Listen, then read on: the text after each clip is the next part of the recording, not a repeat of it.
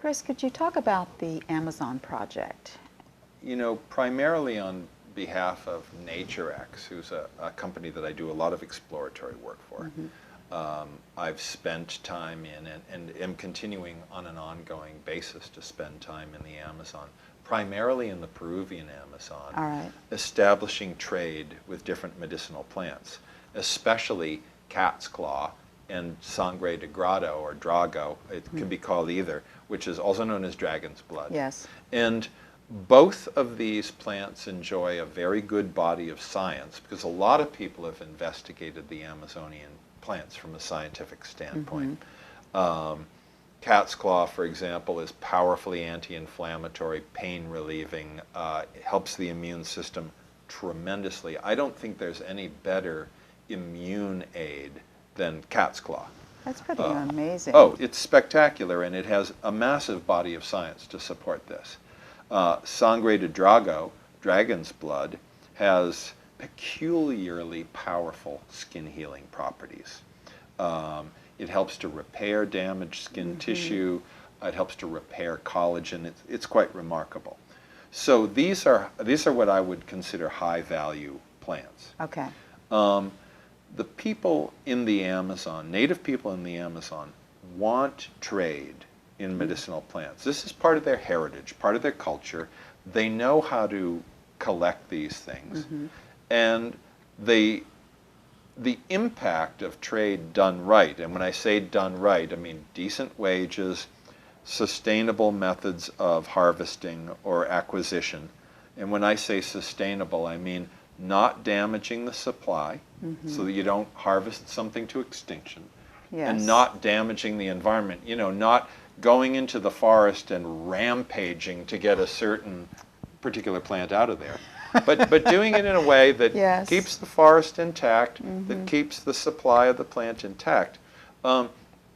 This is profoundly beneficial from an environmental standpoint. It also helps the native people to be what they are, and that's the stewards of the forest. You know, they're right now, native populations are terrifically disempowered by the encroachment of petroleum companies, mining companies, fishing industry, timber industry, all of these extractive industries. And the cattle too. I mean, don't they destroy rainforests to raise cattle? Cattle grazing is a nightmare in the Amazon. Right now we see southern Amazonia being cut down at a furious rate to plant GMO soybeans to make ethanol for gasoline. This makes no sense at all. No sense at all. So if you can establish good trade in the forest, if you can acquire the plants in a way that isn't environmentally damaging, that is at least neutral, maybe even positive, but certainly neutral. And if you can pay people fairly, then you have this wonderful winning situation in which forest gets preserved because it's much more economically valuable to keep it than to have it cut down one time. The people there don't have to move out to go find, you know, pitiful jobs and lousy living conditions in cities. So they don't wind up becoming disenfranchised and disconnected from their heritage and their families and their friends. And it sounds so humane. well, it is humane. That, you know, that's the thing, is that this is not it's not brain surgery, okay? It doesn't take a genius to figure this stuff out. It's very simple. It's just that getting people to care is harder than it should be.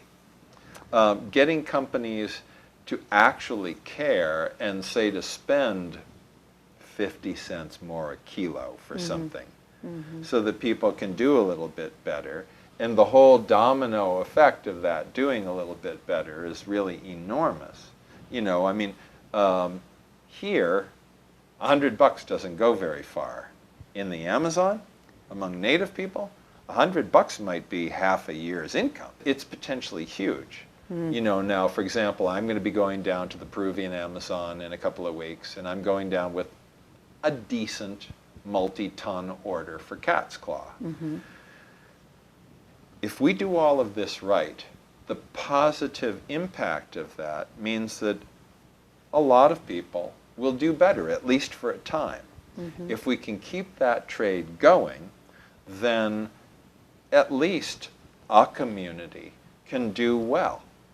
If a number of companies engage in projects like this, and I want them to, then native groups all over the Amazon harvesting acai or guarana or cat's claw or sangre de grado or chuchuhuasi or whatever can all make out a little better and stay where they want to be, which is in the forest, which gets preserved.